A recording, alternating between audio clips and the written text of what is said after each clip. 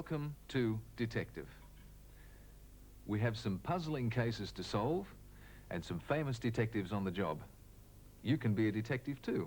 Just pick up the clues that are here to help you and maybe you'll solve the case before the detective in the story. Now, a word about the clues. They're all listening clues. So, keep your ears open and listen. What you hear can be more important than what you see. For example, what you're looking at now has got absolutely nothing to do with what I'm about to say, and that is to ask you to make sure you have a sheet of paper and a pen or pencil handy, because there's going to be some questions. It's part of the game. I'm back in vision, but you didn't need to see me to get the information about the pencil and paper. That is, if you were listening and not giving all your attention to what you were looking at. It's a little trick. Watch out for it. We'll be doing it to throw you off the scent. Now, it's time for a short detective story. Just to warm you up. Your first case. Sound effects, please.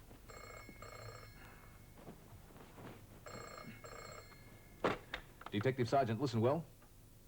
Yes, Ringmaster, what's happened? How much was stolen? Any suspects? Uh-huh. What time did the witness see the clown go into the caravan? I see. Now listen to this. It's most important. Nobody must know about the robbery. Got that? Don't tell anyone that money's been stolen. Why?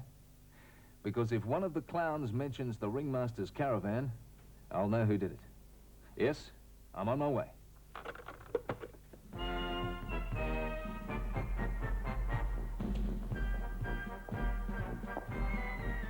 Detective Sergeant, listen well.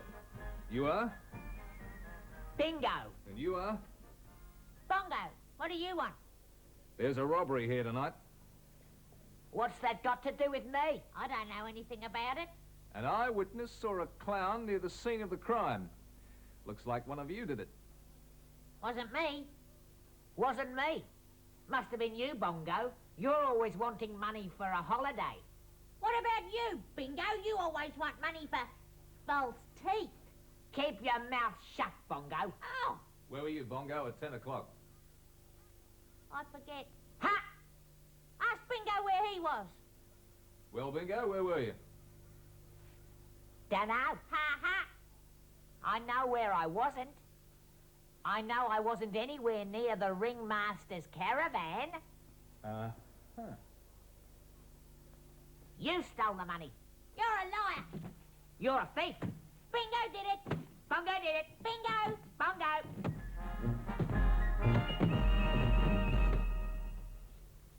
Well, who did it? Bingo or Bongo? We'll come to that in a minute. First, let's see if each of the clowns had a motive. That is, a reason for wanting to steal the money. Are you ready to write your answers? Okay, you have 3 seconds to answer each question. Here's question 1. What did Bongo want money for? Question 2. What did Bingo want money for? Okay, now if you'd been listening and remembered, you should have answered for question 1. Bongo wanted money for a... holiday. That was my motive, but it doesn't mean I did it. And for question 2, Bingo wanted money for false... Teeth. That was my motive. Still, that doesn't mean that I did it. Who did? The clue is that one of the 2 suspects mentioned the ringmaster's caravan. Nobody at the circus knew anything about the robbery, except the ringmaster, the detective, and... The one who did it. So, the culprit is the one who mentioned the ringmaster's caravan. Question 3. You have 3 seconds to answer. Was it Bingo or Bongo? It was... It was me. Bingo! Now you've got the idea. We'll cut the clowning. And get down to business. A man is going to be murdered. The mystery is... Who done it? Who did it? When it's a murder mystery, you can say who done it. There are 3 suspects. Yeah, I'm one. Look, I play a pharmacist. That's a chemist. And I play another pharmacist. And there's a 3rd suspect. He's not a pharmacist, he's a car salesman. They each have a motive. So listen for the motives and listen for the clues. He'll be listening. Because I play Ellery Queen. And I'll give you a tip about the most important clue. Somebody says something about colour. Listen for it.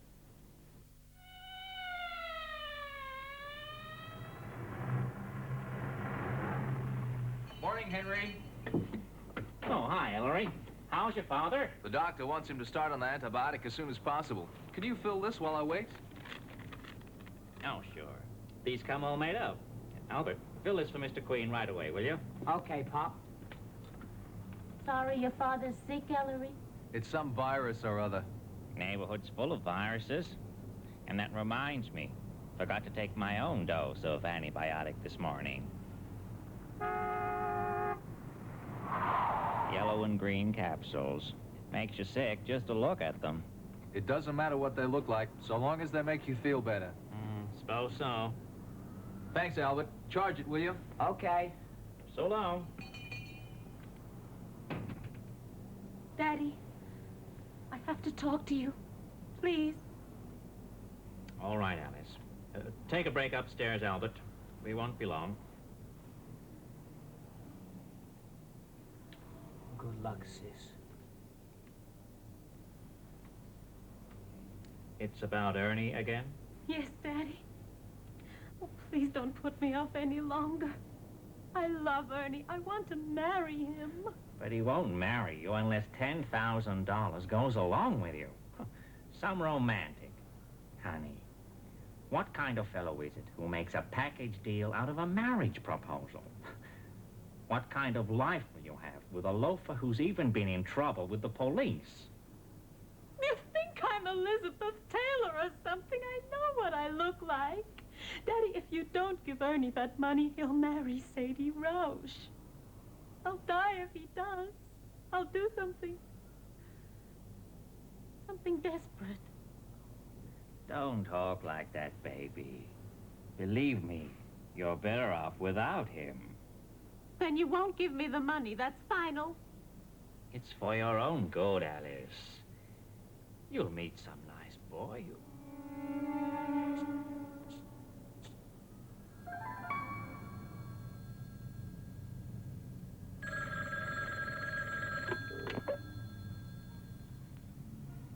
Brewbuck's Pharmacy. Give me Albert Brewbuck. This is the bookstore. Bookstore? Bookie. Listen, Wilshire. You think I'm gonna carry you forever? You are into me for $8,000, Pillboy, and I want my dough now. Wait. So you'll have your goons work me over, Joe? How will that get you your money? Give me just another few days, Joe. What do you say? Is this another one of your runarounds? Joe, I swear, I'm working on the old man now. Just a few more days and I've got it made. How about it? All right? Joe? Okay, but I don't get my $8,000 by Friday night, kid. You start praying.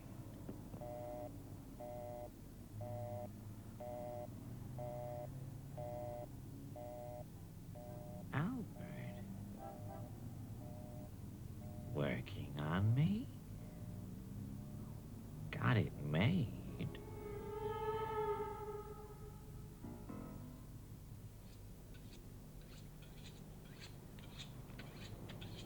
Someone coming to dinner? Alvin invited himself. And his wife. What you after this time?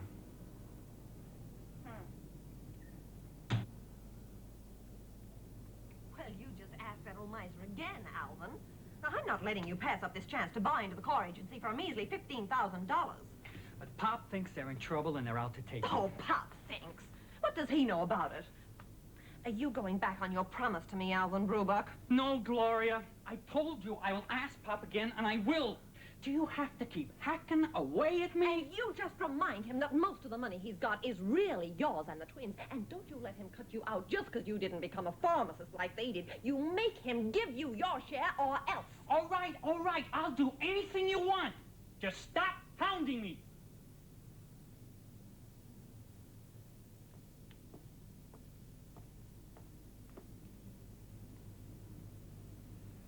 I know what I've got to do. I just hope I don't make a mistake. I don't quite get what's bothering you, Henry. Okay, you won't buy Alice this crumb bum the poor kid set on marrying. And you won't pay off any more of Albert's gambling debts. You won't finance the partnership Alvin's wife wants because you're convinced it's a bad deal. Seems to me you're acting like a responsible parent. What's your problem? The problem, I think, Dad, is that Henry's afraid for his life. You're kidding, Henry. I wish I were, Inspector. But murder, all right, they're not your children. But the twins aren't delinquents. And no matter what a shrew Alvin's wife is, Alvin himself is a hard-working boy. If you're right about this, Henry, there's a simple way to discourage murder for profit. I take it that you have a will and that Alice, Albert, and Alvin get everything. Of course. Then write a new will cutting them out. No profit, no danger, period. I can't do that, Ellery. I promised their mother on her deathbed that they'd inherit. Well, most of what I have, she left me. Well, her children are entitled to it when I die. If you're so sure they're out to kill you, give them the money now. Oh, I can't. It would bankrupt me. Well, I'd even lose my drugstore. I'm losing my mind, too. I clean forgot to take my last dose of antibiotic. Oh, Ellery, could I have a little water? At least that's your last yellow and red capsule, Henry. I still have another week to go. There you are. Oh, thanks. Blast it all, Henry. I'm afraid there's nothing I can do until a crime is committed. That's the law. Besides which, Henry, you're holding something back. I know you wouldn't dream up a murder plot merely on what you've told us. There's something more definite, isn't there? I can't believe it yet. But the fact is, some poison's been taken from a pharmaceutical cabinet in my back room. I know it was stolen sometime during the past 36 hours. I even know which of my stepchildren stole it. Although I can't prove it. Which one of them stole it?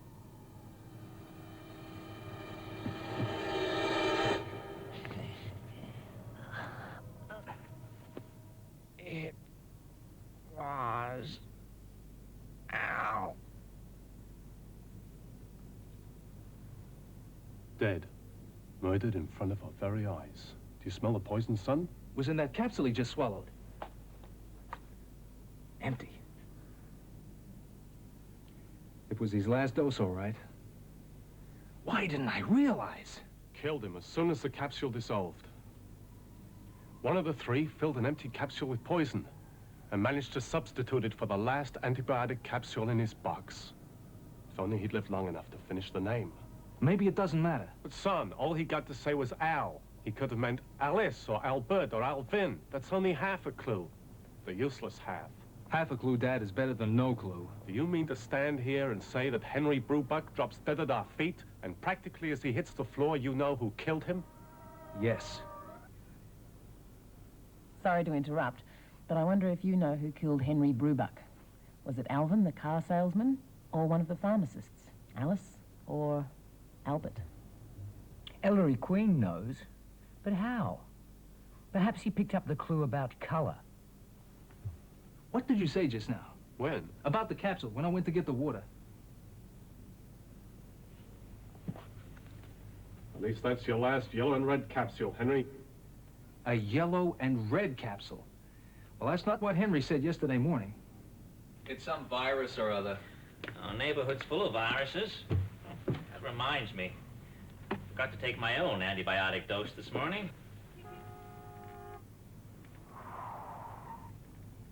Yellow and green capsules. Makes you sick just to look at them. Now, Henry was a professional pharmacist.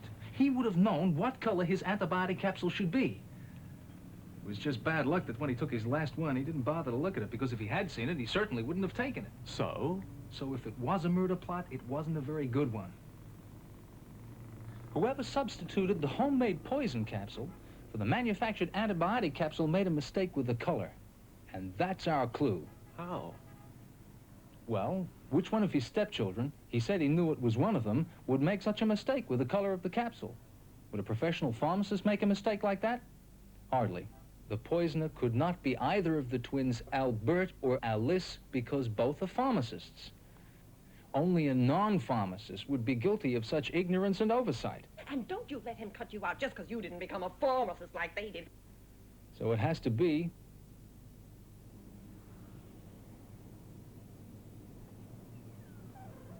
the car salesman, Alvin. At the instigation, I'm afraid, of that virago he's married to.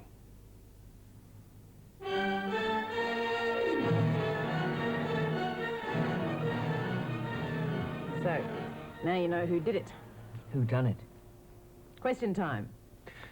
There are 10 questions, and you have 3 seconds to answer each one. Ready? Question 1. Were Alice and Albert twins or cousins? 2. How much did Alice need to get married? $8,000 or $10,000? 3. Who was the gambler? Albert or Alvin? 4. What did Alvin want money for? To buy books, cars, or pills? 5. How many stepchildren did Henry Bruback have? 6. What was the half a clue spoken by Henry Bruback when he died? 7. The color of his ordinary capsules was yellow and what other color? 8. The color of the capsule that contained the poison was yellow and 9. An accomplice is a person who helps the criminal commit the crime. Who was his accomplice? Was it his sister or his wife? 10. Who done it? Well, how well did you listen? Here are the answers. 1. Alice and Albert were twins. 2. Alice needed $10,000 to get married. That was her motive. 3. The gambler was Albert. His motive was that he wanted $8,000 to pay the bookmaker. 4. Alvin wanted to buy cars. That was his motive. 5. Henry Bruback had 3 stepchildren. 6. The half a clue was Al. 7. The colour of the ordinary capsules was yellow and green. 8. The colour of the poison capsules was yellow and red. Tricky. You only heard about those colors. You never saw them. True. 9. The criminal's accomplice was his wife. And 10.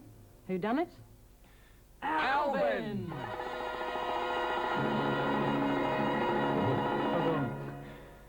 We hope you enjoyed playing detective. You score well if you listen well. Like the police detective in the clown story. And the private detective, Ellery Queen. What about Ellery Queen's father? He was a detective. He didn't have a clue. Ah, but he had half a clue.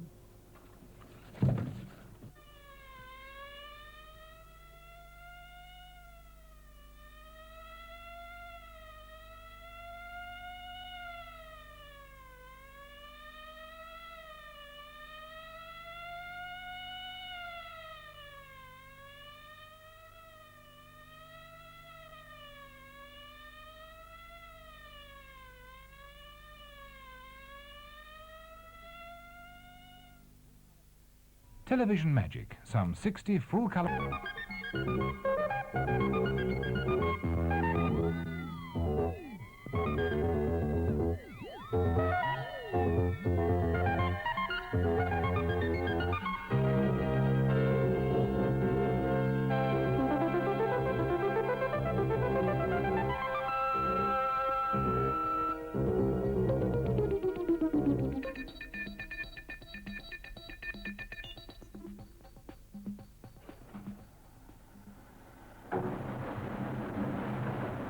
It took a lot to upstage the wheel, but machines like this had an equally dramatic and certainly a quicker impact upon mankind.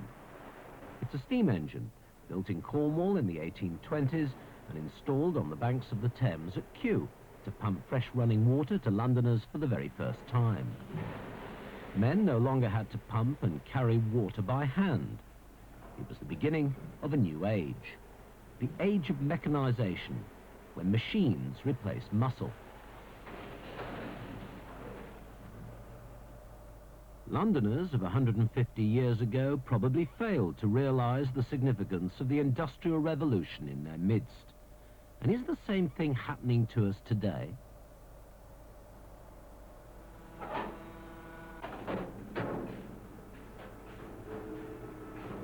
A new breed of machines is upon us. Another revolution has begun. Unlike the steam engine, these machines don't need men to control them. They're robot welders in a Swedish car factory.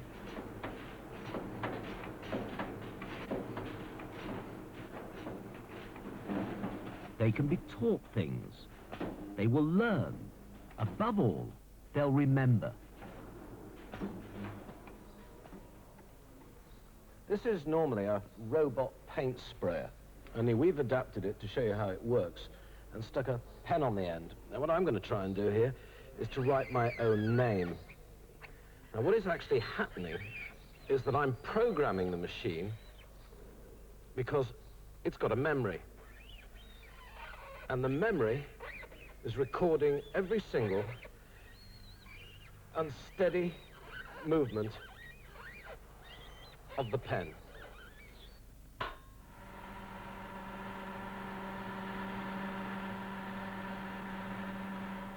Once I've taught the robot to behave the way I want, it'll control itself, imitating my original movements exactly.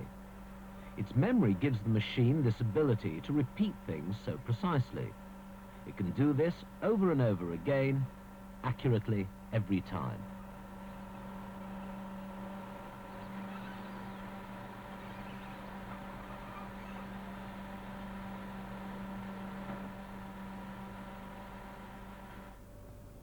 Intelligent machines are now available as standard office equipment.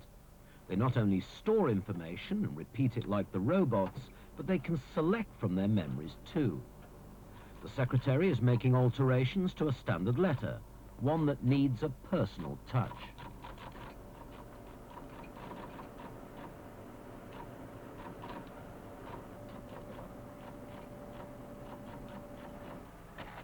When the machine prints, its computer searches through its memory, the names, addresses, and other personal details. It then automatically inserts these into each letter, and every one is different. This would have been a long, laborious job for a team of secretaries, and not even the fastest typist would be capable of this. Ink is sprayed at the paper at enormous speed.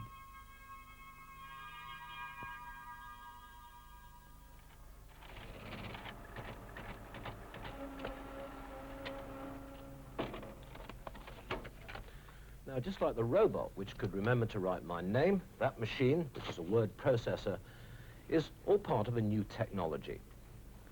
It's sort of crept up on us in recent years, and it's simply been made possible by this little thing.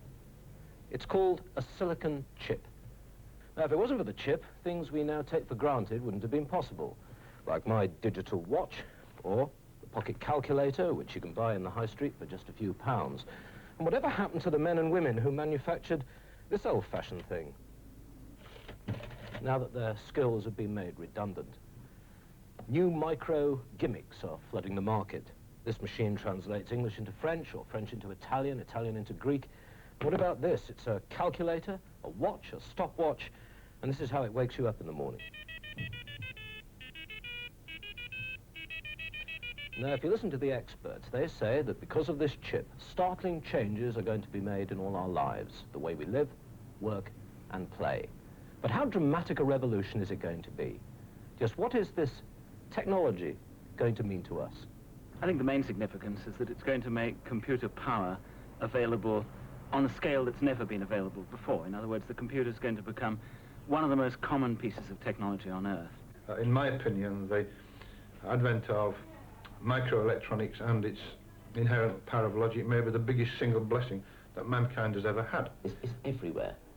Try and think of one process other than a few personal services where you won't use silicon chip technology, and you'll be very hard put to find it. The first electronic computers were made in the 1940s, and they needed valves to make their calculations. Now, the thing about valves is that they are not particularly reliable. You'll remember the old radio sets. They're enormously expensive, these things. It's just one section that you're looking at now of an early computer. It weighed 30 tons, and it was 150 square yards in size, and it didn't work particularly well. But by the late 1940s, this had arrived on the scene, and it totally changed the future of computers. It's a transistor, and it replaced the valves. And this is one of the earliest transistor radios, made by a then little-known company called Sony.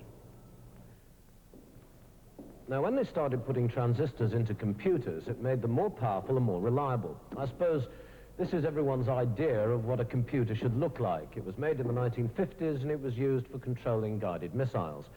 And the problem with these things is that every transistor had to be linked by wire, and they did it by hand, and it made them enormously expensive. But by the 1960s, someone had thought it'd be a good idea to put more than one transistor on a single slice of silicon. That's an element found in sand. And they started building these integrated circuits onto the silicon, and now we call them silicon chips. Now, it would have been a normal evolutionary process in science, but over the last decade, the number of circuits you could get on one little bit of silicon has doubled each year.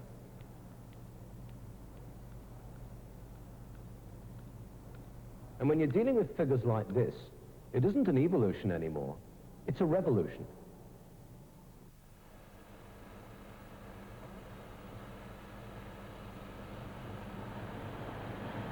People like Rita Walker, who was a secretary and a housewife, have been specially trained in recent years to make chips. Most people assume that California is the chip center of the world. In fact, they even have a place there called Silicon Valley. But you don't have to go to America to see chips being made.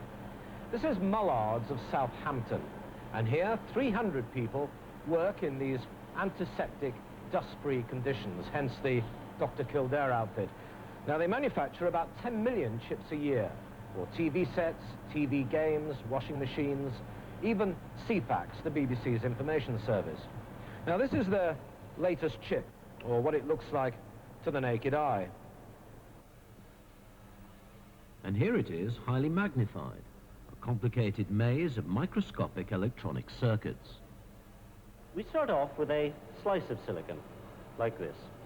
And what we have to do is to locally introduce into that slice of silicon impurities which are very carefully controlled in concentration. We also have to put them in specific places on the silicon in accurate registration one with another.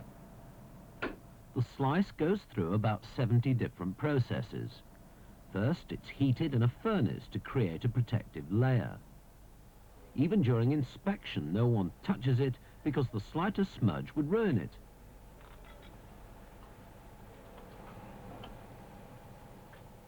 The surface is covered in a photographic emulsion, and a microscopic image is lined up and exposed onto it with an ultraviolet light.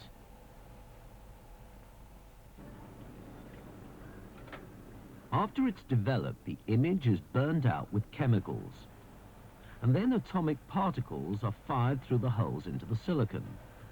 This forms the pattern of a new substance on the surface, and this kind of process is repeated over and over again, creating layer after layer of electrical circuits.